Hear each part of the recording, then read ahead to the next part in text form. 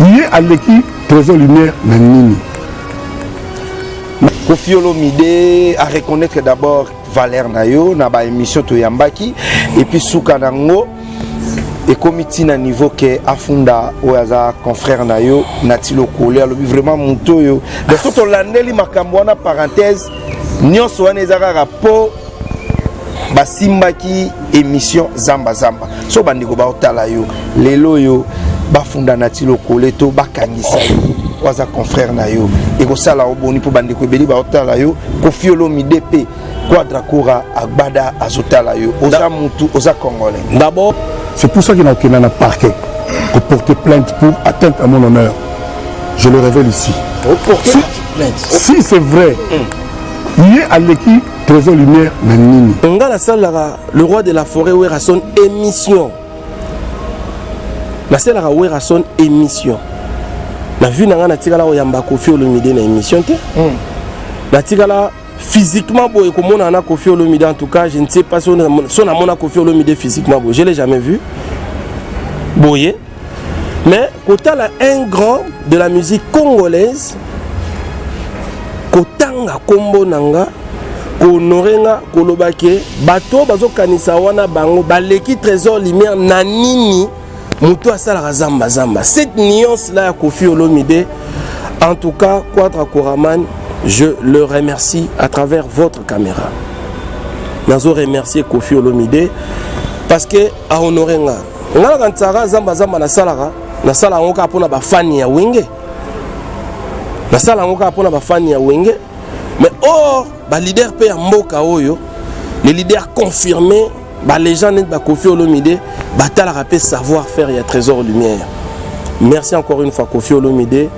En tout cas, je serai toute ma vie reconnaissant na hommage au Koffi Olomide Salingai mais koya siko na makambo ke akangisa confrère Natilo Kole na vie on tout pas gros l'erreur après comprendre qu'il y a une erreur peut-être dans une émotion peut-être dans une kanda à quoi regretter nango après je ne suis pas sûr que Natilo Kole place à Fandi azo sepela na ba propos atena une émission là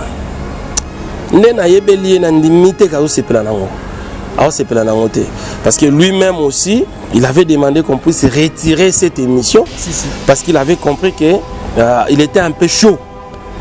Naturellement doux mais il avait compris que il moi chaud peut-être il peu émotion et le bisaki moi makambona mais ngai na rolinga te Koffi Olomide ata mokolo moko aki nous porter journaliste plainte. Ata Natilo Kole lobayi makambo yo et kenda ipene d'esprit qui t'isapé musalonga na salaka ou diminuer pe mission nanga oui na sa victime il y a pas propos wana mais na rolingate Koffi Olomide na solidarité il y a confrérie la solidarité à presse en tant qu'un professionnel des médias na rolingate Koffi un confrère plainte pour na ba propos wana Koffi Olomide Agbada. Tu n'as plus rien à prouver, papa. Tu as tout fait. Bercy, Olympia, Zénith, bientôt You Arena, des albums à succès. Je ne pense pas que Koffi a encore le temps parce que confrère mon journaliste Alobaï a propos mon roboye à que nous porter plainte. Encore une fois, Quadra Koraman, au nom de la confrérie, au nom de la presse, en tout cas, je viens te demander pardon, peut-être si Natil n'a pas fait, moi j'ai fait ça en son nom à Koffi Olomide Tchanase.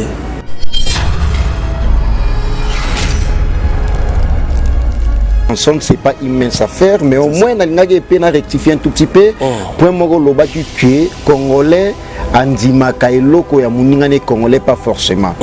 Tandis que, si on a fan ya maison mère, c'est la majoritaire. Très bien. Et si on a Bisso, ma chroniqueur ya musique, tout l'émission, là, j'avoue ça, avec sincérité, avec tout mon cœur. Merci, mon frère. Soki Mutumoko. À Salineta sous-estimé émission non c'est pas tout le monde. On a qui n'a point Natilo Kole parce qu'à sous-estimé qui émission na yo et puis a sous-estimé qui Weranson indirectement. Oui. Parce que l'idée c'est Wera. Oui. Trésor Lumière. La matière voilà, de cette Wera. émission c'est Wera. C'est Weranson. Mais si on m'enlève, si on longolinga Wera na zamba zamba zamba zamba koufit. Voilà. Parce que matière nanga la zamba zamba c'est Wera. Bon, soki olongoliga Wera na zamba zamba zamba zamba existait sous terre. Donc je suis ce que je suis aujourd'hui, Thibaut Yambinga na la Tiba Tinigo Boye. C'est parce que Wera avait voulu que Trésor Lumière a existé à travers cette émission là Zamba Zamba. Très bien. Binotoye bibatana c'est un journaliste. Mais na oya olobango te po bimaka lobiango po il y a eu certaines choses le bamaki après. Mais du moment bateau ba hôtel biso bah la réponse à la question est tenue. Est-ce que vous appelez l'une des questions parce que mon question il faut développer au moins ma question c'est important. Très bien. Oui, on a le collé. Et vous allez l'une des raisons parce qu'on les voit aussi avec Weranson mais tout le but est forcément à ça mutu Weranson. Mais tout le monde a gagné Weranson. Est-ce que ça peut être aussi l'une des raisons il y a jalousie moroboye du fait que Weranson a fait ça émission à mon nene et formulé là au porte ma bébélé. Peut-être. Et puis deuxième voilà question nangai namoni s'excuser à Oseni Kofelomi de pardon na place il y a Natilo Kolé tandis que il est encore conscient et puis a encore en vie atikalo les kan émission moroté à s'excuser parce que a conscience en entourage et puis émission na soke zala qui retiré moi je n'y crois pas que ils ont Natilo Kolé nem tabenga qui Frank Stema longola émission parce que n'est dans la émission boé na rosa mamsuna staff nanga par exemple petit nangai Benin Sala quoi oui ba no ba kale ko sala émission à Trésor Lumière vie au monde ko émission à Trésor Lumière voilà peut-être Jacques question sala boé en entourage émission peut-être salamaki ba retomber nango yemo waibi pourquoi pas yemoko aller à la télévision à s'excuser ninga sala émission lobaki azonga pe na émission kaka à s'excuser mais yo au sengele déjà démarche. Did somebody say that Majabu Gospel is coming to the United States? Yes, Majabu Gospel is coming to America. Pour la toute première fois, Majabu Gospel aux États-Unis d'Amérique. On the 16th of January, it is happening in Portland, Maine. An amazing, life-changing and epic concert. Et le 23 janvier 2022, bien sûr, à Dallas, Texas. Je peux m'imaginer combien la gloire de Dieu sera présente. For 2022, it's gonna be glorious. The whole Majabu Gospel team will be there. And we cannot wait to share this moment with you. Retenez ça très bien. Le 16 janvier 2022, nous sommes à Portland, Maine. Et le 23 janvier 2022, à Dallas, Texas. Invite a friend, save these 2 dates, because you don't want to miss it. And I hope to see you there. Soyez bénis.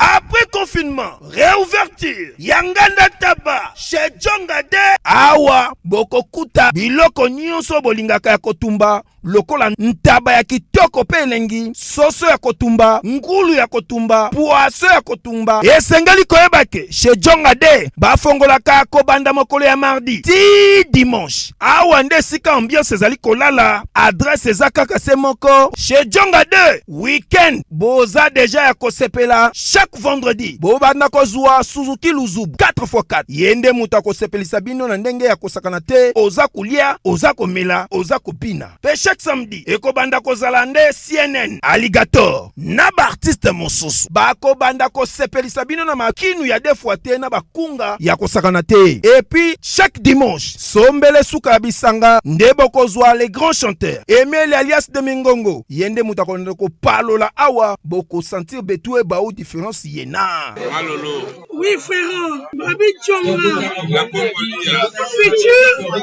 Futur. Hein? Nous t'avons la 50 boîtes. La Katakin, c'est Djongaske. Soki olingo sala ba réservation, obengi na ba numéro oyo, pe ba ko servir yo joli kitoko. Chez Djongade, yango nde moboko ya ambiance na kati ya Paris. C'est naturel, soit. Suivez Elengi à Congo pour avoir toutes les informations concernant l'actualité congolaise. Pour l'organisation de mariages, anniversaires, soirées, animation DJ, maître des cérémonies, un service traiteur, sans oublier un chariot nouvelle technologie pour vos mariages, entrée, gâteau. Pour plus d'infos, contactez Elengia Congo TV. Subscribe Elengia Congo. Na Elengia Congo TV, toko diembe la biso tu, toko diembe la biso nyonso, toko diembe la biso nyonso.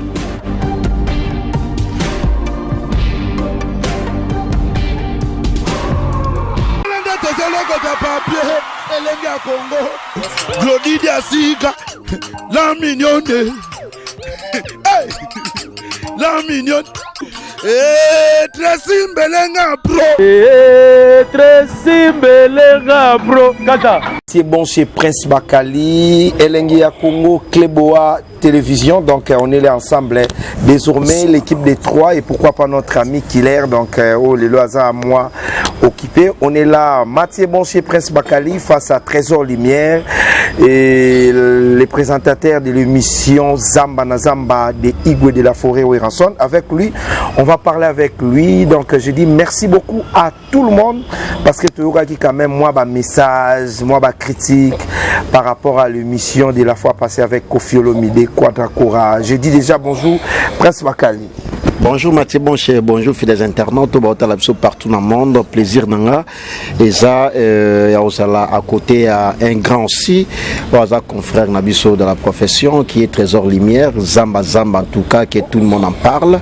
Qui est partout dans le monde, Babi Prince Bakali, mais bon, il y a Trésor Lumière parce que à la matière, parce que à la éloquence, il y a un plaisir d'anga, à côté parce que parler avec Trésor Lumière, tu dois acquérir beaucoup de choses et puis et vous allez prendre plaisir pas forcément il y a des fans il y a musique sommaire mais il y a des mélomanes il y a la bonne musique nous sommes éparpillés dans le monde comme l'actualité oblige, raison pour laquelle les duos au bâtiment la Mathieu Bonche face Prince Bakali en tout cas tout ça pour que tout cela toujours merci beaucoup Mathieu Bonche. Voilà, merci beaucoup et mais l'émission est dédiée par qui? Parce que l'émission de Kofi Olomide tu bois parce que tu es belé baléli et quand à toi tu donnes tes salutations à qui? Non, je remercie à Willy Mouché Nico Damboka et à Jamal Moukouna Papa Social, merci à vous. Et puis il y a Richard Mouton, Olivier Chacha, merci Tim Skabengele, Maman Emeline Zemba, tous Pépélé Mbetolo en tout cas, merci. Voilà, quant à moi aussi, je dis merci beaucoup à les DG compétents. Les DG Jean-Baptiste Kongolo Kabila, les DG des DGDA, donc les DG très très responsables. Et merci aussi à Yawidi Moucheni, respect à Jimmy Belaou et les seuls millionnaires Arsène Toya, les jeunes millionnaires, respect à vous et pourquoi pas Yuyu Kabouikou et la joie Amadou Pichuna. Merci beaucoup et je dis déjà bonjour Trésor Lumière. Ouais, bonjour Mathieu Bonche. Bonjour Prince Bakali, c'est un plaisir. C'est un plaisir. Dieu n'a mis on a émission Bossayina Quadra. J'avais aimé. On a bien des temps où sollicité Bossa donc Dio, il faut le faire. Il faut le faire quoi. Santé c'est un Dieu fort. Dans félicité Mino Boulot Kitoko. Merci. Surtout Prince Bakali, Mathieu, tout le monde va habitué. Prince André, première fois. Bref. Première fois tout ça là, donc voilà. Non, c'est là quoi. Ils ont bagarre Nabino, donc j'attends. Voilà, merci beaucoup. Et Trésor Lumière, concert des Zéniths de Paris, il y a groupe Wenge Musique à Maison Mère, ils ont qui vraiment annulé. Et après, en gros, Santé Boni, groupe Boni, Igwe de la Forêt qui est Weranson. Non, Igwe ça va. Igwe, le roi de la forêt, c'est un homme fort. Azam Moutoumora en a moral, de fer. Bien que concert et Boyebima, tout ce qui s'était passé, il m'a appelé le roi de la forêt, le baillon, la conférence de presse. Il est là, orchestre Zongil d'activité. Parce que After Zénith, ils ont un grand événement, surtout le bilan en émission. Quoi. Donc, humble, le roi de la forêt est là. Wenge Musique est très très très fort, donc ça va. Quoi. Voilà, merci beaucoup. Question qui vraiment à Liboso Natuna, Lélo Trésor Lumière avec l'émission Zamba Zamba. Combien des a et puis idées? Poto Solango est bellété parce que l'émission Zamba Zamba créé moi la polémique trop na yoto yebi et puis ba congolais tout ba otala biso ba yebi idée à Zamba Zamba et utawa et puis yona Weranson nana luka muninga pour le lotier soit en plaire et soit sexy na bandela rolo bango chaque fois ezama na rolo balisusu que idée il y a émission et uta pas nangamoko. C'est-à-dire que moi, en tant que journaliste, est-ce que je peux pas faire quelque chose d'autre que les autres journalistes? C'est ça la raté. Moi, je voulais pas faire aux égos existait déjà. Des émissions classiques, on avait déjà Caribou Variété de la RTNT classique, déjà le la musique. Bah, émission du genre, il y a l'Oyenge, on avait déjà fait vert ou vert, il y a Zachary Bahabas. Maintenant, il fallait faire quelque chose qui n'a jamais existé. C'est-à-dire que c'est la chronique musicale, mais qu'on particularisait en gros, qu'on le musicien moko. Alors, choix il y a le roi de la forêt, parce que biso déjà boyé, c'est biso tubino, toute la génération wingé. Biso bano tubotami les années 80, toute la génération wingé. Donc ça veut dire que nous avons été bercés par wingé, tout ça. Alors, tant que dans la vidéo je ne pouvais que soit orchestre et bersaki jeunesse nabiso et bersaki kokola nabiso kota la siko parmi les leaders on a. Quel est ce leader là? On a tout chaque fois. Le roi de la forêt Werason, c'est un fin stratège. Même dans Wenge ensemble, sa stratégie, on a Pentagone, tout ça. C'était le roi de la forêt. Alors c'est cette partie stratégique. Il y a le roi de la forêt et pour ça qu'il y a Lukaye pour que l'éclosion soit là. Et puis nous sommes sans ignorer que le roi de la forêt, c'est un musicien populaire. Comme on appelle Salaki Sousou et mission n'a souci pour la popularité, donc je ne pouvais que choisir les camps populaires où il y a le roi de la forêt. Et puis on toujours merci dans les phénomènes parce que tant moi je n'avais que sur 100% on a eu moins 10%. 90% si vous avez le roi de la forêt. Le roi de la forêt de stratégie au moment où moi je suis déjà un journaliste, mais le roi de la forêt m'a apporté sa touche stratégique pour permettre éclosion Salama. Donc toute ma vie, je vais toujours dire merci à Wera et puis je vais dire merci à Mampata parce que quand j'ai commencé, la base est noté. Mampata chaque fois quand faut trésor lumière aller à la TV, quand je devrais passer à la télévision, dans la toison d'or na boutique, Mampata Pesio Bilamba ou Lati ou l'équipe dans une émission, c'est pas dit à Pesio Bilamba posongi ça. À Pesio quand ils ont les gars mercredi, j'ai dit non, Mampata Pesio Bilamba mercredi au Lati, jeudi au Lati, toujours na souci. Il y a booster carrière, il y a Trésor Lumière et je suis ce que je suis. En tout cas, grand merci à cette famille-là et grand merci à Wingé Musique à Maison Mère pour tout quoi. Alors, merci beaucoup Mathieu Boncher pour la parole. Je suis en face des Trésors Lumière, un grand présentateur de l'émission Zamba Zamba, comme l'a été présenté. Sinon, Trésor Lumière très bien habillé. Ah, merci Prince Bakali. Bon, Oyo. C'est moi parenthèse. Je suis un journaliste, c'est un rôle de la mamba. On devrait changer pour ça là, changer de métier. Mais ça veut dire que le concert que nous avons préparé à Zénith, Prince Bakali, c'est parenthèse. Une parenthèse. Je vais répondre vite pour tout ça à la question. Voilà.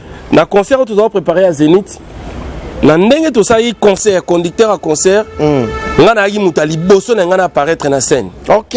Vous savez que dans notre préparation na biso mutali boso lingara mata na scène lingezalanga. On mata par rapport à présentation. OK.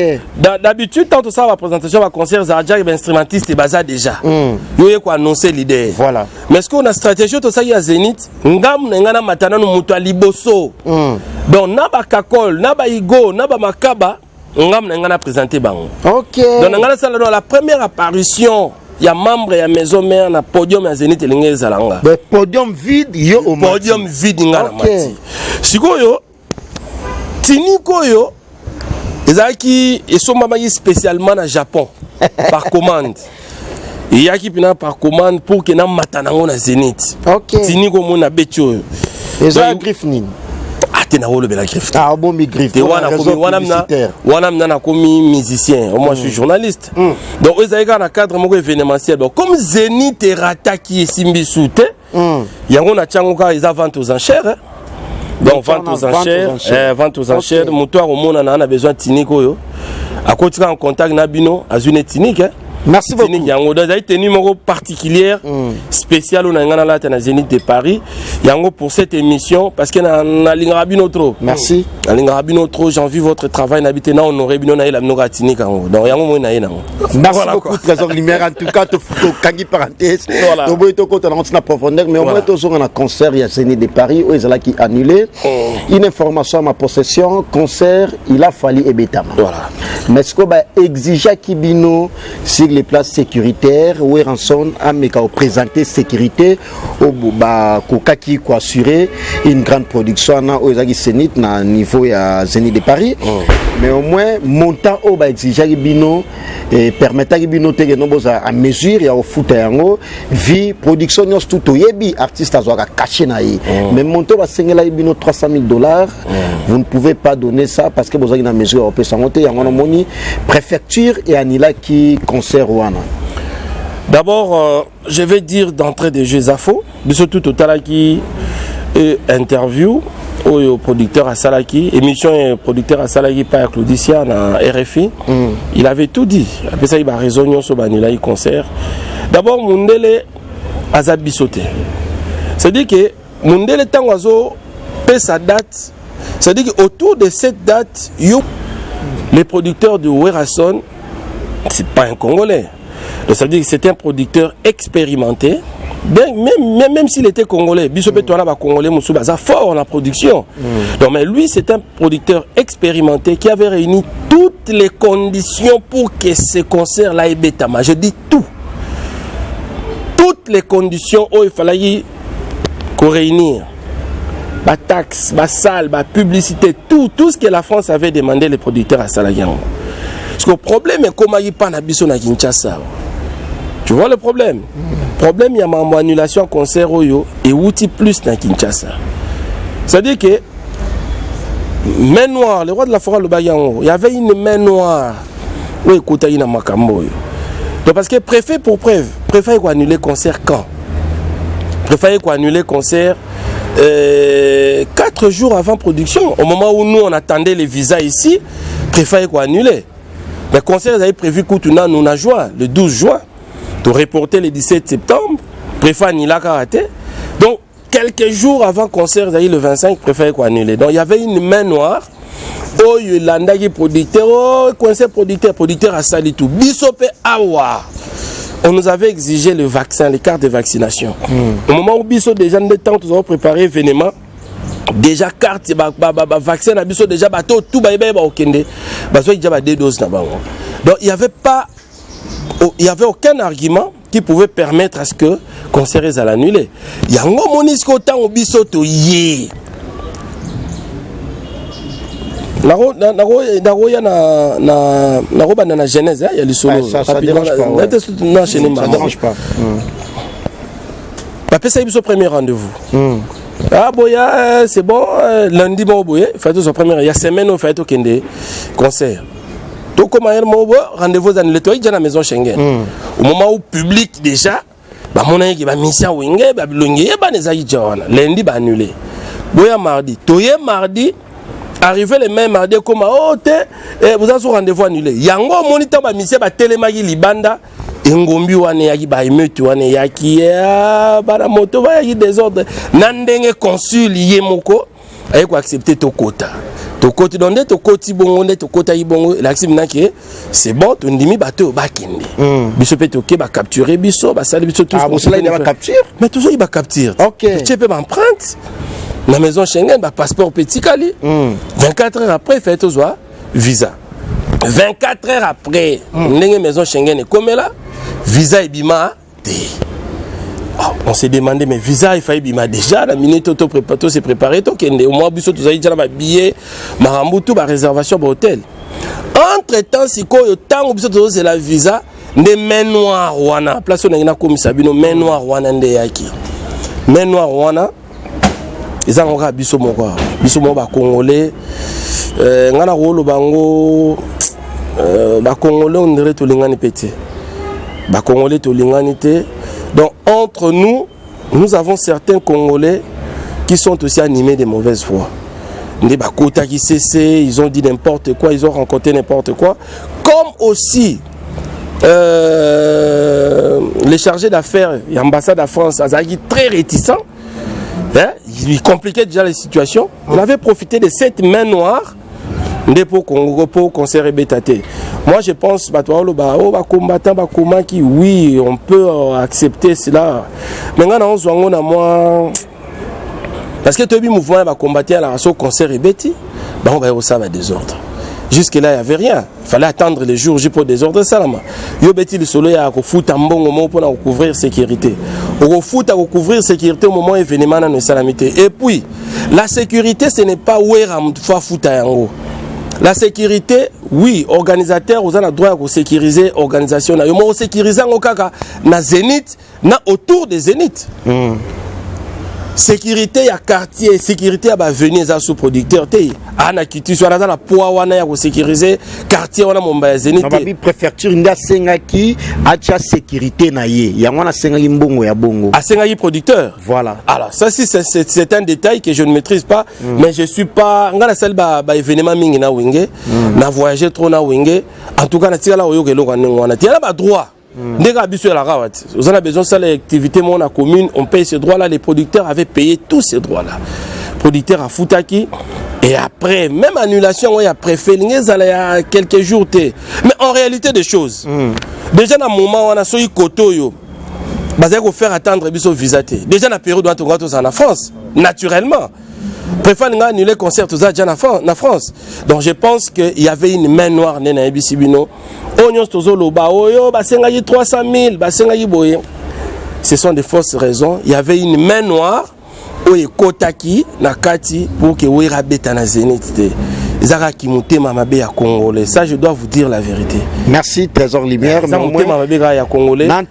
roi d'Afrique, Dans deuxième question, Mathieu, je crois éclaircir pour un point parce que biso toyoka moi trop tous loi député il y a ba fidèles internautes batala biso on nous a formé bango puis quoi informer bango c'est ça que nous le faisions mais au moins par rapport à la question au Mathieu à Soulevaki au ya Zamba nazo kuma wana mais avant cela avant na kuma la question wana pour que nazo c'est la Mathieu micro les jours où tu es dans la maison Schengen, le soir, on a Yamagi Piroger, il a eu à citer, parce que Piroger a sa bouche autorisée, il y a Weranson, porte-parole à Ounum Maison Mère. Alors, il y a quelques visas et bimaki.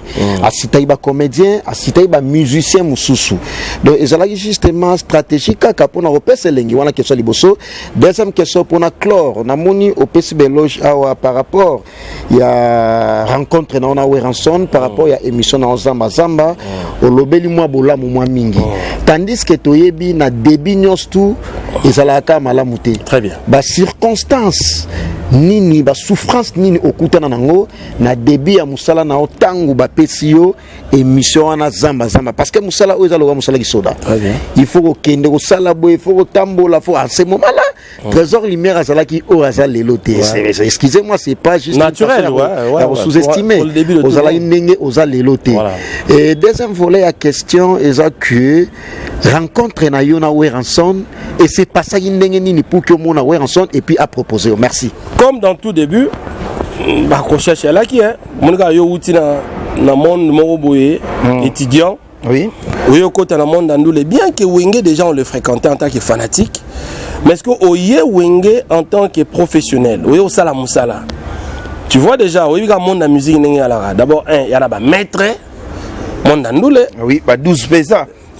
te a ça la va voir là te il y en a ba maître nous avons une majorité plurielle et puis à l'époque la Zamba playa donc il y a une Manzaka Mankoi il y a une FBI alors il fallait maintenant qu'on convaincre Batouana tout parce que chez Werason et moi on dit mayo mais Werason il y a eu un fanatique na yego lega mututo il fallait aussi arriver à convaincre les fans c'était pas facile à l'époque je n'étais pas ce que je suis naïna tayote naïna boende nazate il y a outin chiki mais du moins, il y avait aussi des boycotts. Il y avait certaines personnes autour de Werason qui ne m'aimaient pas.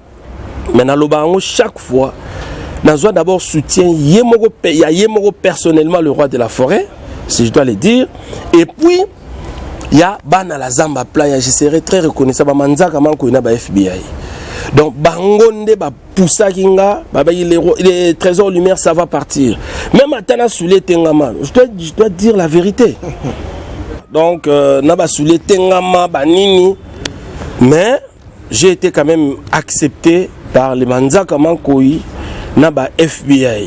Je me souviens, quand on a le roi de la forêt pour la première fois, parce que quand on a bandi Zamba, le roi de la forêt a Kintarana Poto.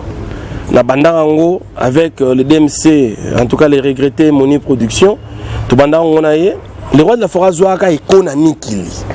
Netango ye a Pesangambote, a Talanga, Seti Likolo Abia, moi j'aime des gens comme ça. Ngana za stratège na linga muta ba aya pe na moi et loko pour que ngana pesa suko maele. Et c'était un début, il y a grand feuilleton, il y a grand film lelo. Et même le donc encore une fois les débuts étaient très difficiles, il y a eu bien intégration dans Wenge musique à maison mais facilité. J'avais du mal à intégrer parce qu'autour il y avait aussi des renards, il y avait d'autres personnes qui ne voulaient pas. Il y avait aussi certains journalistes à l'époque. Bazao sa zamba te bazao sa genre d'émission te mais bazao qui na tendance. Obi gané zalarati. Ba journaliste ya ba tendance balara. Donc, il y avait déjà certains journalistes qui avaient tendance à Wera, certains journalistes qui avaient tendance à JB, certains journalistes à l'époque qui avaient tendance à Kofi. Ce n'était pas vraiment ce que Trésor Lumière fait, mais moi, tendance à la qui. Alors, les journalistes qui avaient tendance à l'époque ne voulaient pas aussi que alors tout cela n'était pas facile, mais lui-même le roi de la forêt a eu la potentialité trésor à Inango. Et puis nena bandeli koloba wana manzaka manko ina ba FBI bango zayi pena ye simba nyonso me ko simba trésor lumière te ndo moni éclosion yo. Et donc deux biais avec de questions monsieur Zalaki par rapport à ma visa, il y a ma visa au Pire Roger. Non, d'abord Pire Roger c'est un grand porte-parole. Aujourd'hui na porte-parole pena o bazo sa musa na bango bien le na Congo. Au monde de Tolobawat, Pire Roger a exploité son côté facile. C'est-à-dire qu'Alobalinga l'a bien a exploité en le lot et ça lié. Donc c'était un bon porte-parole, mais Pire Roger n'était pas sur la liste des gens qui devraient voyager. C'est ça la nuance. Ça veut dire que c'est ça la nuance. Pire Roger, peut-être dans le prochain voyage à Rosala, parce qu'il mérite aussi de voyager, mais il n'était pas parmi les musiciens qui devraient voyager. Donc, ça veut dire que Ndambo Bazouaki te Pire Roger a une maîtrise des informations. Donc, ça veut dire que l'annulation du concert et Salamaki pendant que nous on attendait les visas. Tous ça battu au théâtre devant ma caméra. Donc Pire Roger Zaki jour au Tokotakit. Bon peut-être pas besoin d'information directement Kolobango na média, c'est un grand porte-parole. Mais en tout cas, le concert a été annulé pendant que nous on attendait les visas. Donc il faut comprendre qu'on n'avait pas eu les visas. Voilà, merci beaucoup. Donc, tout soutenir en page Joana, tout sur la SCO, on a été l'IP Zamba. Voilà. Donc, émission Zamba, le récit total. Tout le monde est comme un sponsor rebelle, les bourgeois, Didi Kinouani, Bachaka Poa, Nadine Ilodi Antibal, Bachaka Poa, moi, Batuebele.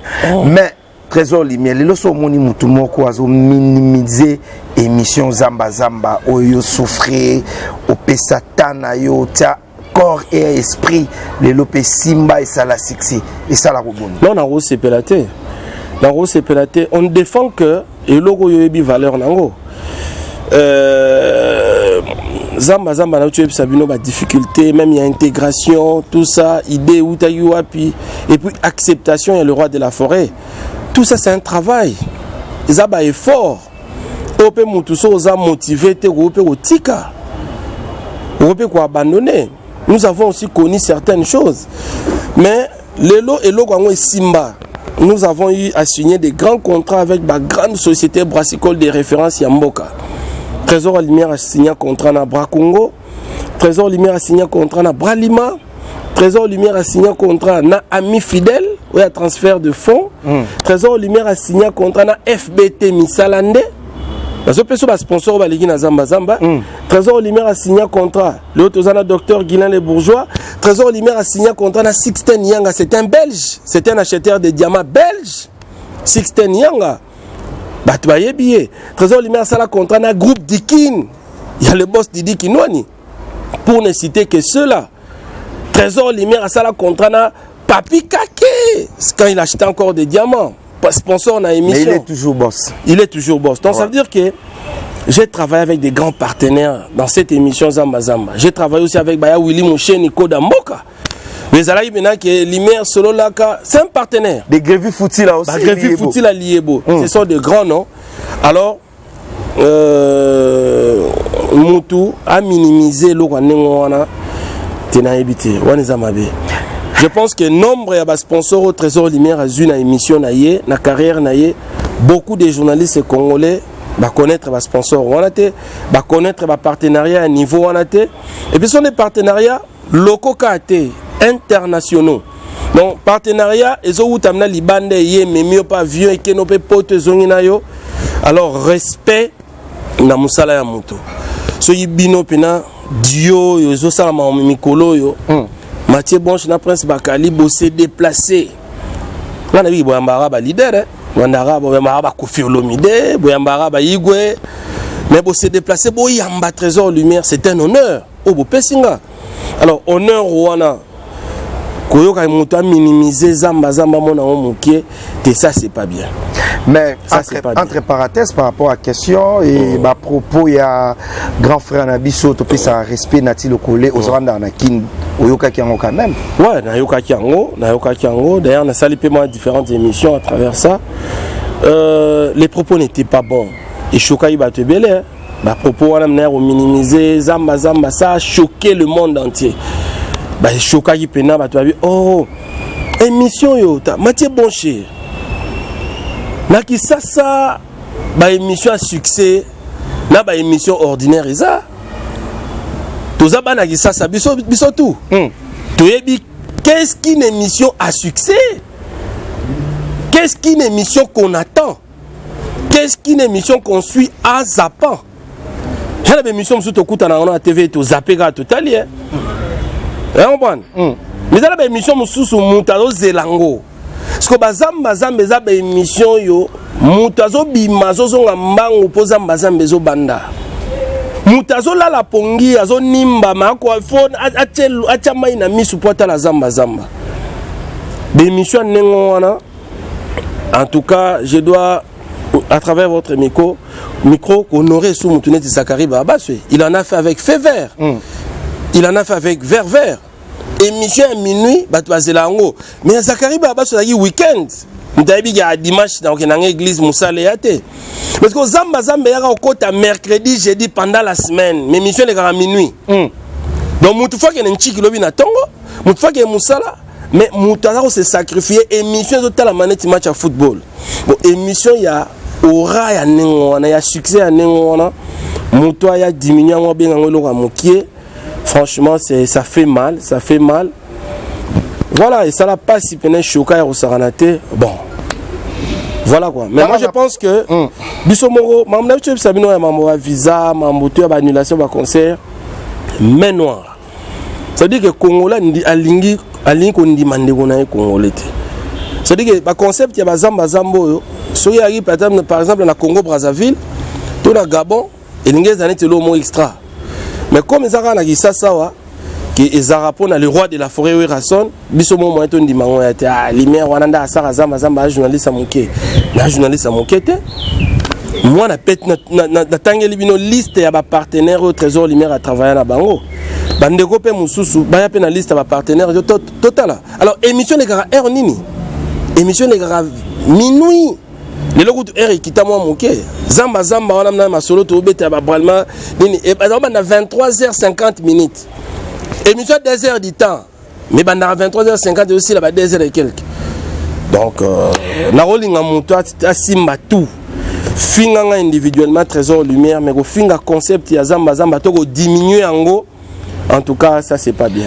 Kaka na parenthèse wana Trésor Lumière et qui Kofi Olomide a reconnaître d'abord valeur na yo na ba émission to yambaki et puis suka nango et comité na niveau que afunda oyaza confrère na yo natilo kolé alobi vraiment muto yo de soto landeli makambo wana parenthèse nyonso wana ezaka rapport basimbaki émission zamba zamba so bandiko ba otala yo lelo yo bafunda natilo kolé to bakangisa waza confrère na yo et ko sala oboni pour bandiko beli ba otala yo Kofi Olomide pe Quadra Kora agbada azotala yo oza mutu oza congolais d'abord natala ipe émission na obosaina Quadra Kora man vraiment à travers votre micro et vos différentes caméras. Ah oui. Oui, on a 6 caméras, on a vu mais on émission internet, tu peux changer forme. Donc on a comprendre. Parce que ça c'est vraiment du professionnalisme. Je vous félicite encore une fois. Maintenant l'émission Mosaïna Quadra, Kofi Olomide, grand leader, une de nos légendes, Yamoka, qu'on remercier, qu'on honorait Trésor Lumière. Qu'on honorait d'abord Trésor Lumière. Au moni, on a la salle le roi de la forêt où est son émission. La salle où est son émission. La vue n'a pas tiré là où yamba Kofi Olomide na émission te. La tiré là physiquement beau et comme on a Kofi Olomide en tout cas, je ne sais pas si on a mon Kofi Olomide physiquement beau. Je l'ai jamais vu. Boyé. Mais côté là un grand de la musique congolaise. Kotanga kombo nanga konorenga kolobake bato bazo kanisa wana bango baleki Trésor Lumière nanini muto asala zamba zamba. Cette nuance là ya Kofi Olomide, en tout cas Quadra Kora man, je le remercie à travers votre caméra. Nazo remercier Kofi Olomide parce que a honorenga ngala kantsara zamba zamba na sala ngoka pona ba fani ya wenge. La salle a pour la fani ya wenge, mais or ba leader pe ya mboka oyo, les leaders confirmés, ba les gens de Kofi Olomide, ba tala rapé savoir faire ya Trésor Lumière. Merci encore une fois Kofi Olomide. En tout cas, je serai toute ma vie reconnaissant na hommage au Kofi Olomide à Salingai. Mais koya siko na makambo ke akangisa confrère Natilo Kolé. Na vie on tout pas gros salaire. Après comprendre qu'il y a une erreur, peut-être il y a une émotion, peut-être il y a une kanda, à quoi regretter après. Je ne suis pas sûr que Natilo Kolé place à Fandi. Azo sepela na ba propos atena une émission là. Nena yebeli na limité kazo sepela nango. Azo sepela nango te. Parce que lui-même aussi, il avait demandé qu'on puisse retirer cette émission parce qu'il avait compris que il était un peu chaud. Naturellement, doux, mais il avait compris qu'il y a moins chaud, peut-être qu'il y a peu émotion, et le bisaki est moins makamboana, mais ngai na rolingate Kofi Olomide atamu kolomoko a qui nous porter journaliste plainte. Ata Natilo Kolé lobayi makambo yo et kenda ipene esprit qui s'appelle Moussalonga na salaka ko diminuer pe mission nanga. Oui, naza victime. Il y a pas propos wana. Mais na rolingate Kofi Olomide na solidarité, il y a confrérie, la solidarité, il y a presse en tant qu'un professionnel des médias, na rolingate Kofi un confrère plainte pour na ba propos wana. Kofi Olomide Aguada, tu n'as plus rien à prouver papa. Tu as tout fait.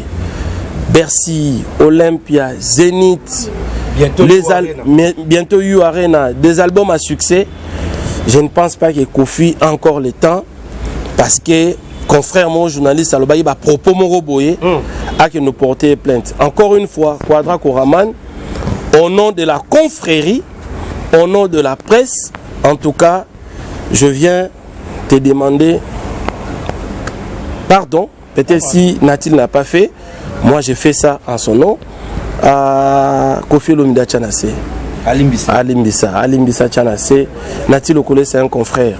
Bon, on a un confrère qui nous portait plainte pour des propos. Déjà, acte au pays Natilo Kolé salarié a aussi retiré émission. Moi je pense que c'est un bon acte. Ça dit tout. Donc, Aguada Kofi Olomide, Mega au Tchanase et la vie continue quoi. Merci beaucoup, Trésor Lumière. On a une parenthèse, il y a Natilo Kole, et ça point important parce que comme on a eu, il y a qui suite et puis Kofi Olomide aussi, Ningo Moto Loba reconnaîtra qui Moussala Nayo, travailler à côté à Ranson, c'est pas immense affaire, mais au moins on a peine à rectifier un tout petit peu. Point Mogo Loba qui est Congolais, Andima Kailoko ya Mouningane Congolais pas forcément. Tandis que ce Taliba Fanan ya maison mère basala majoritaire. Très bien.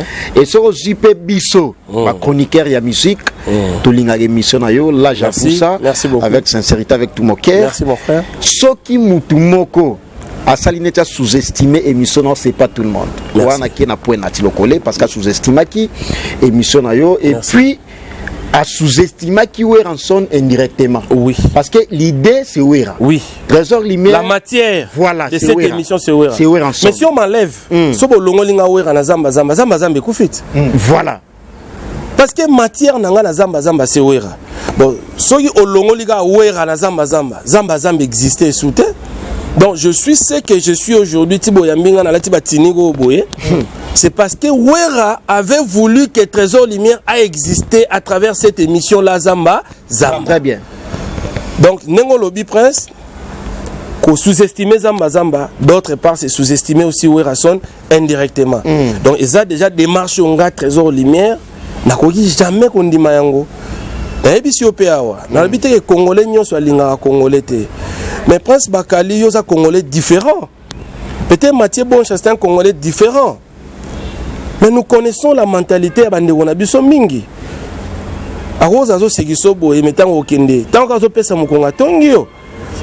C'est ça la mentalité des Congolais. Yango Monipe, le roi de la forêt, le bail qui avait une main noire. Cette main noire là, c'est ça entre Bisso. Il y a un discours, le discours, le roi de la forêt, tout ça. Papa. Oui, Rasson a ça là, grand spectacle dans Zénith 10 ans après. Voilà, c'est le discours. Tu vois qu'il y a au Batebele tout ça 10 ans après. Bose l'orchestre Mounene Tiwenge musique à maison mère bakende combien na poto. Ba journaliste otobeta masolo le ba journaliste mingi ba kepeka poto na sima ba grand leader. Na sima ba musicien.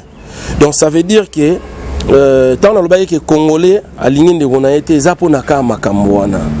Congolais moko sala makambo po a aider ba vie à ba congolais mususu mais il y a certains compatriotes ba ok ne pe kaka pour que luka sala ba croque en jambe.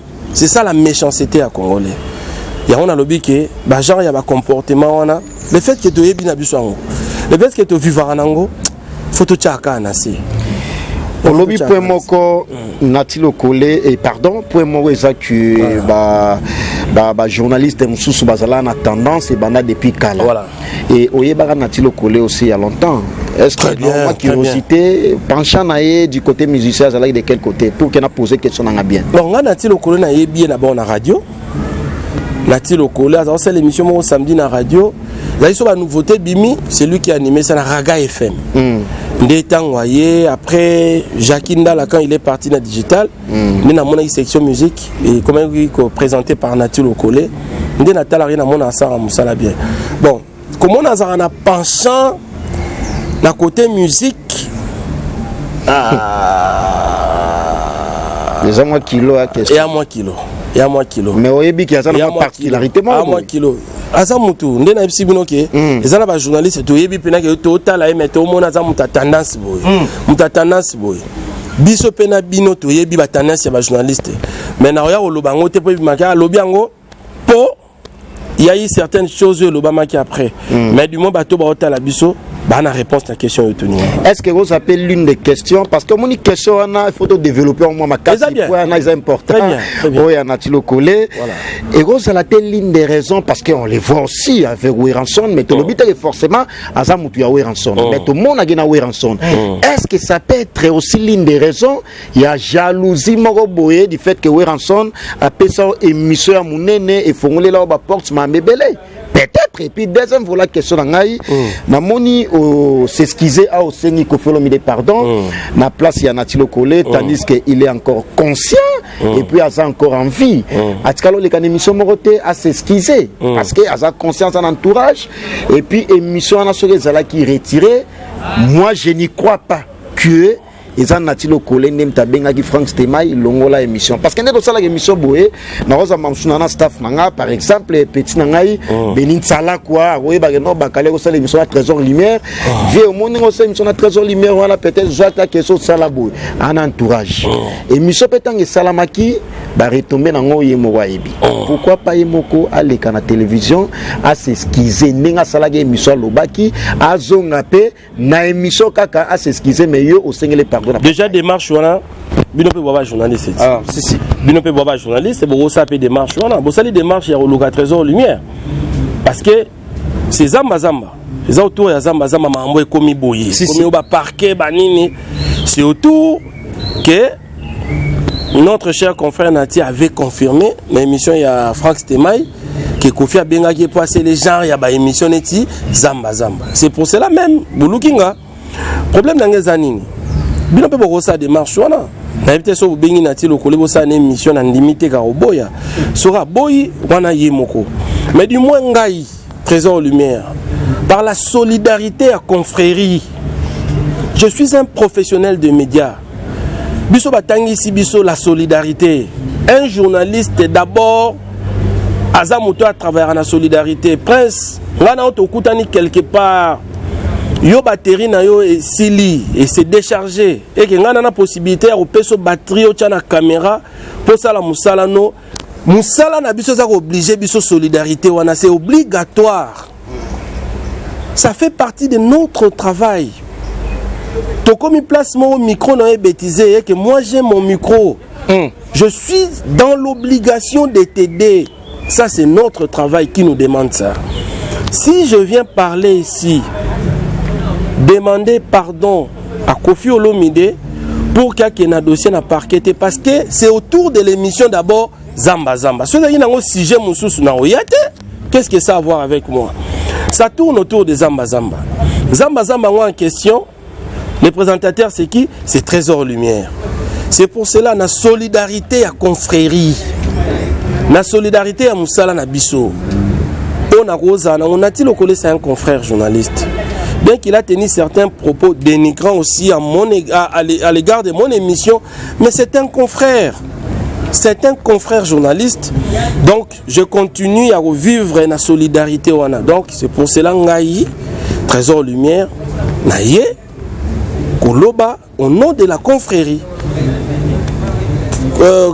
Confrère Moussou Akora au Salango, Moussou Paro au Salango, mais comme c'est autour de l'émission Zamba Nga, Kofi Olomide, c'est une de nos légendes de la musique congolaise, à Tchanase, à Tikazan événement nous préparé à côté de la Marambote. Donc, moi je pense que Kofi Olomide, encore une fois, au nom de la solidarité, au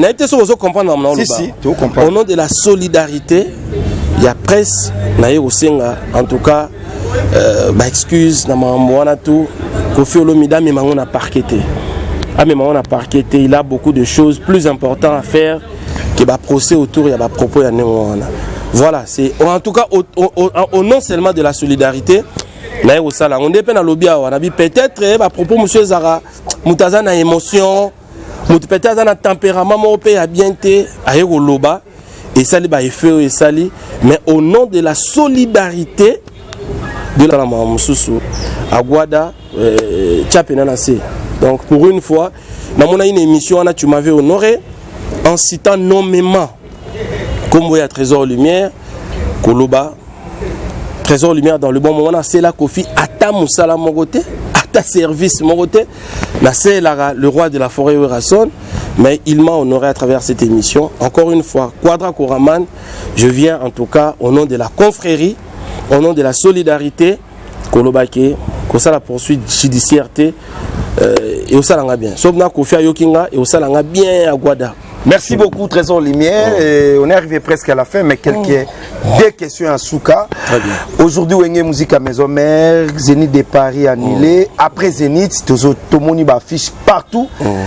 Wenge Musique à Maison Mère, Bazoki Namboka, Yabanadine, Ilo Dina Dallas. Yebisa Bisso production, Boké tourné, Boké Nara congé, et ça vraiment ni. Ouais, pour to comment la question là yo. Nalinga pena bakselo mona ba question bopoza wa lelo ba musicien ya mboka na biso biso to ça des chroniques musicales. Na évité bino pe vous ça généraliste to les chroniques musicales petit. Tout ça chronique musicale. Tout ça d'abord chronique musicale. Nous on chante pas. Tout ça les landais ba musiciens chroniques wana. Nous on vient prendre les informations, récolter les informations des musiciens, on traite ça, on diffuse. Donc on travaille pour les musiciens.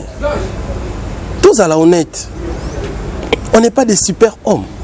Tous c'est là-bas musiciens. Si ces musiciens-là décident que bino ba journaliste est au lingi sur ça na binoté, ba émission na biso koufi.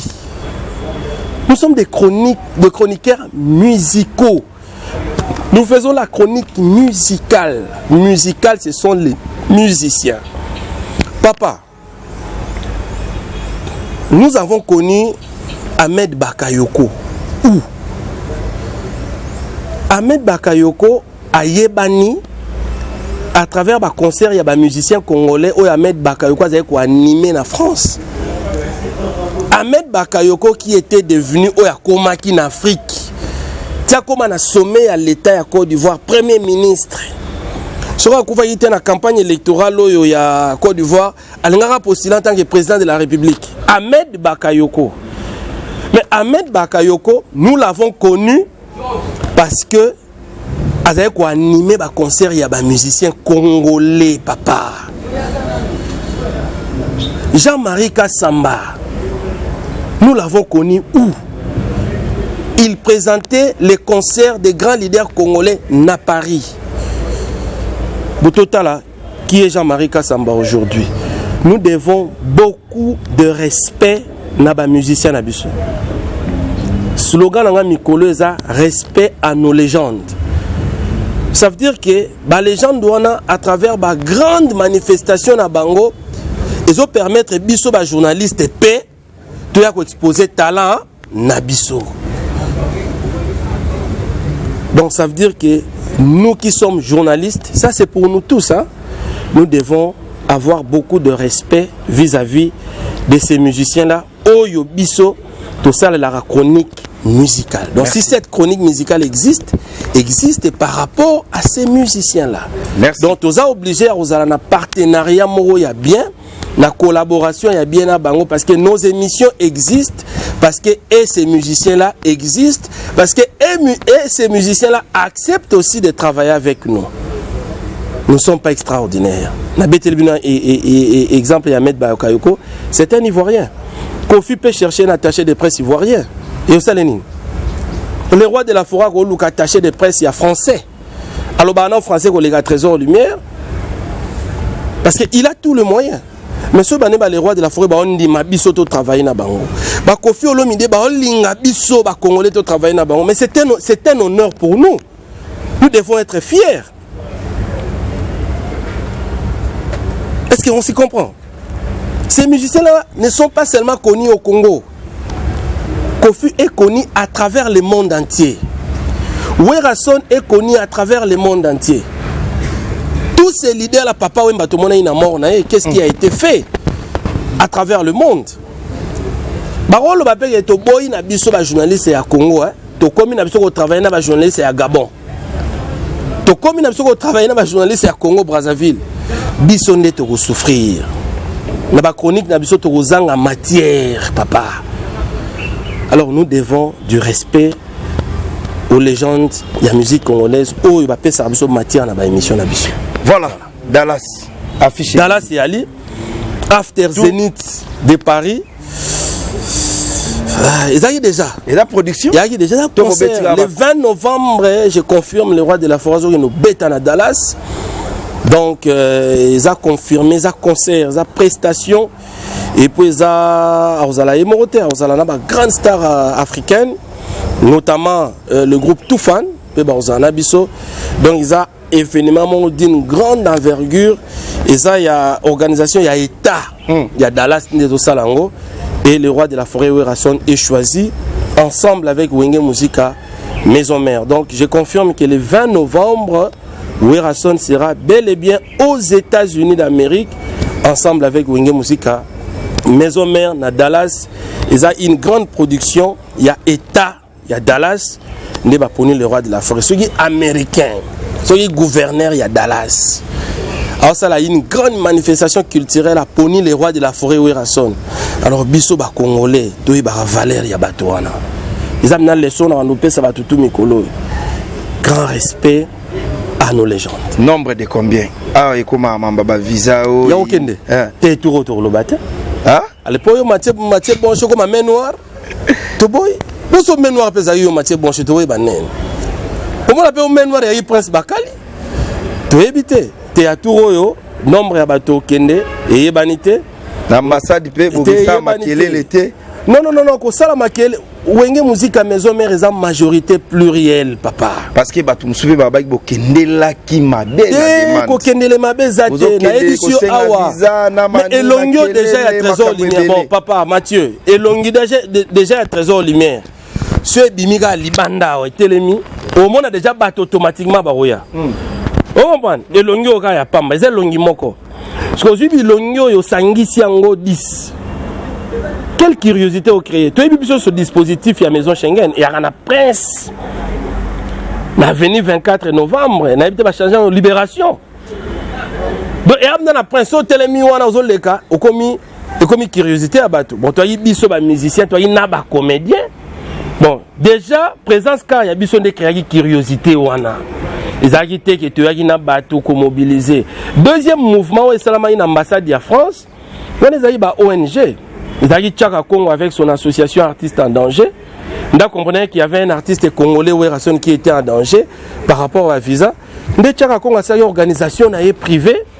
On a ASBL qui a la pression de l'ambassade de France qui n'avait rien à voir avec Wenge Musique à Maison Mère. Donc, non, mais pour éclairer l'opinion, le roi de la forêt a sa mobilisation de mon côté. Pour preuve, dans la maison Schengen, le roi de la forêt était la dernière personne à venir. Vous avez vu, Prince Bakali, mon agio. Oui, bon, si c'était une organisation que tu bengayi bat. Yemo igwanga salate. Bilongyo déjà te kama papa. Donc sur télémi place faut et mettez ça là. Merci to, on a des questions pour que nous clôturer parce que na moni déjà vers la fin entretien. Concert il y a Zénith de Paris, ils ont qui annulé mais ils ont qui date il y a le 17, ils ont qui annulé. Bon il y a programmé en annoncé encore pour le 25, une semaine après un jour. Brusquement et comme ils sont annulés catégoriquement. Deuxième production États-Unis d'Amérique. Bon annoncé déjà là aux États-Unis d'Amérique. Décalage il y a des dates sur différents pays et ça est toujours en cours où boyer aux idées à États-Unis d'Amérique au moment où production à France il y a Paris et ça qui raté. Mais où est idée n'engeni où est mi bête ça raté. Où est musicien Théo yemo pour na buzz pour ba monanga où est numéro fa na 10 ans. Abeta nendule na potote. Igwe Wera, il est fort. Wera zas artiste ya solo. Wera faut foutre à cacher, faut foutre à billet, avion, foutre hôtel, il y a grand mouvement Wenge Musique à Maison Mère. Et ça grand mouvement. Ça veut dire que Wera koki jamais au sala makambo pour na mis sur bateau. Té, ba Wera ba sur na niveau na té. Ça veut dire que promoteur fois monana, producteur à monani, à foutre orchestre caché, tout ça. État dans la c'est ça là une manifestation culturelle autour il y a développement et culture et Afrique. Batalit va choisir dans un pays, batalit ba mon ba leader ba ranani ndé État Dallas et choisir le roi de la forêt Werason. Yo banda yo mo wando futa place aux États-Unis, on a sûr ba tout fan ba ozala ba star musu ba ozala étranger. Bon mutalati ba tiniki bo ozala té. OK. Mutalati batini kwa salate nga gasumbale ça va te musuba keni oh batu musuba keni mais grand événement trésor lumière fois ça là c'est pas cadeau le roi de la forêt pesanga parce que j'ai aussi ce savoir là na zape moto na porta rapé touche je suis un professionnel il faut na zala aux États-Unis obligé. Voilà. Merci beaucoup Trésor Lumière, toi qui n'es pas un message à Souka na ba fan tout ba. Message peut-être ba patron message ça que tu changera l'histoire té. Toyebi Fali Poupa grâce à Kofi Olomide. Pardon? Na lobi Tu changera l'histoire té. toyeba Fally Ipupa grâce ya Kofi Olomide Agbada toyeba Ferregola grâce à son excellence Ngiama Makanda Werason. Toyeba héritier grâce à Werason. Toyeba Gibson Butukondolo grâce à Kofi Olomide. Ce sont déjà bakoka pe robeta musique bango mona ba orchestre d'accompagnement. Eza bato basali vipo na bango te. Ils n'ont pas voulu servir seulement mabumu na bango. Bazali pe ko travailler pour na bato. Donc bato ba loba po ni Werason ba pesa bon ba visa ta koka OK na ye mo ta so ba musicien ne bazaka na poto. Oui. Werason le roi de la forêt pouvait aussi le faire. Akoka pe ko kende na ye parce que ye ezaka intérêt orchestre. Mais Wera na mutema zaka nango akoko ndima te ba musicien ba se sacrifier beaucoup de mois atika bango pour que zo ba musicien ba na poto. Ça c'est pas Wera, je le connais. A osalangote. Alors ce genre de personnes au ba kipa mabumu na bango kate ba travailler pour na repesa pe vie na batu mususu photo betela bango maboko. Yango na ebisio lelo ba figure on atangeli ba kombo wana. Ba ça peut faire ta musique. Mais toyebi bango à travers banani. Respect na ba légende na biso ya mboka. Eza bitumba nanga na obundango tisuka. Et puis na ba papa ngo ba boti bien, to za la pe bato. Bato ba boti pe na bien, to mona ba fruit na bango za bien. To za la bato. Eza banani. Le roi de la forêt Werason na Kofi Olomide. O ba fruit pe na to moni na zo bota pe bien. Alors on doit du respect à ces gens-là. Yango na utu oloba qui Dallas est allé avec le roi de la forêt Werason. Grand concert à Rosarana Teneta. Naïta. Il y a Texas. Merci beaucoup. Grand merci à Batutu Batali Bisso, le boss Steve Loufalanga, l'héritier du trône. Le feu sans concurrent à Kanfouf. Merci beaucoup Naye. Merci à les millionnaires américains.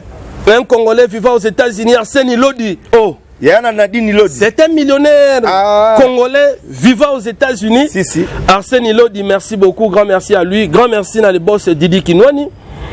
Deka. Grand merci à Cyril Kina, Mfuma Bilele, Simon Gimbangu. Grand merci à boss Tatilito, Anisse Lukunga Kaza Japao, Azwinzembu, na Mambozo Bimasikoyo. Merci à Blanchard Mabala, Alexis Ngangala, merci à Pichumbongo. En tout cas, merci beaucoup. Papa Malongi na Paris. Merci infiniment à Kinshasa, Dario Toto Bajiga. Merci Diego Moubola Digital. Rêvons grand comme le Paris Saint-Germain, merci beaucoup.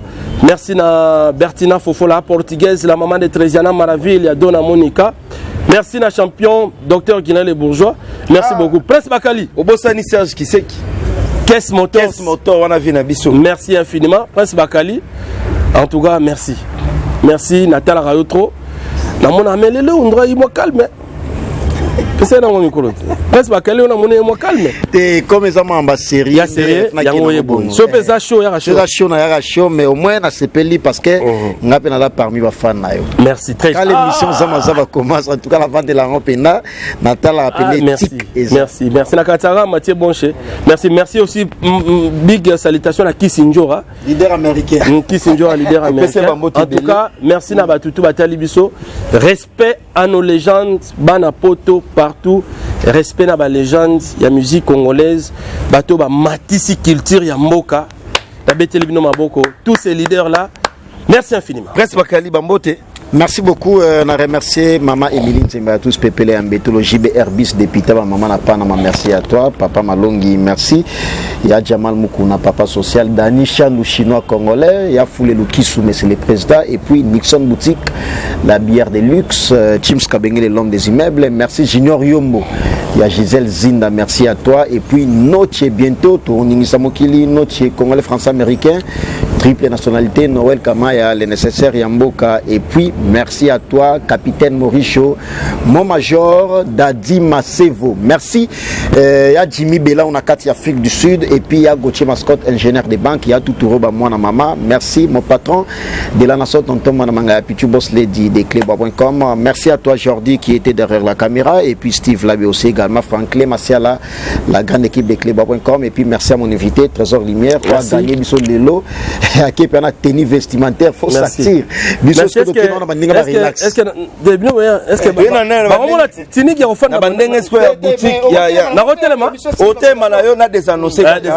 mesdames et messieurs, merci beaucoup, on est arrivé presque à la fin. C'était Mathieu Bonché, Prince Bakali, face à Trésor Lumière. Nous, on est là pour bien travailler. Pas question de distraction.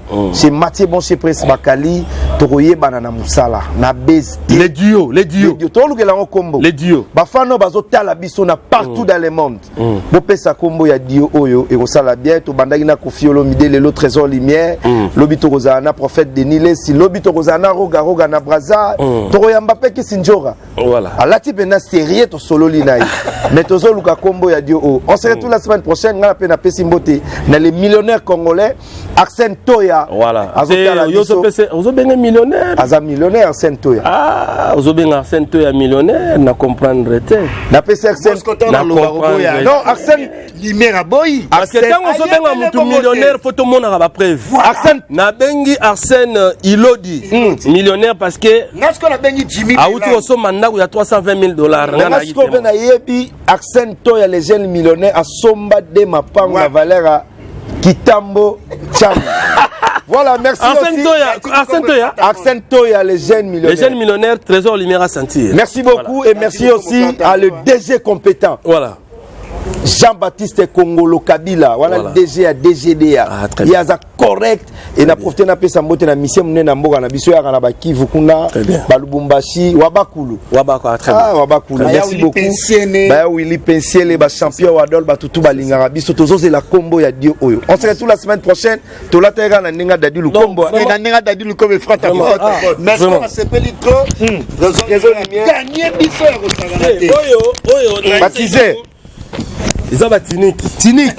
Tinik est au Japon. On a Zénith de Paris. Bon, il y a un appel si un cadeau. Mais ce que au premier ça, il y a un centre de jeunes millionnaires, il y a tout. Ils ont vente aux enchères. Vente aux enchères. Jimmy Bella ou? Ils ont bilamba ba misé oyo. Na journaliste na rolo bela bilamba te mais ça tennis spécifique. Il y a un événement à Zénith de Paris. Na rolo bango peut bien. Ngam ngana la première personne à apparaître sur scène. Ngana la taboé. Il y a un appel, bon, vente aux enchères, vous contactez Prince Bakali, vous contactez Mathieu Bonche, vous aurez un plan au roi. Merci. Merci beaucoup, Trésor Lumière. Mesdames et messieurs, on se retrouve la semaine prochaine, toujours avec Mathieu Bonche et Prince Bakali, et pourquoi pas votre site Elengia Congo Télévision avec Tracy Mbelenga Pro, et pourquoi pas Cléboa avec notre boss Pichu Mangaya. On se retrouve la semaine prochaine. Bye. Voilà.